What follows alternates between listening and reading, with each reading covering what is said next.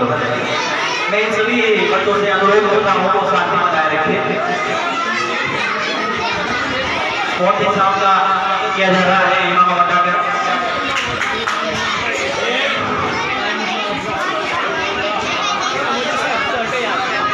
उसके बाद मैं दावत देता हूँ हाजी सलमान साहब को कि वो आए और हमारे मौलाना को बेटे के इनाम से नवाज।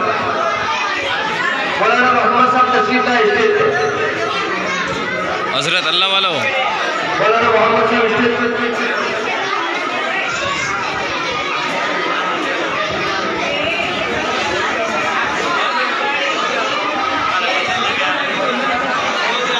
बच्चे सामने रखे।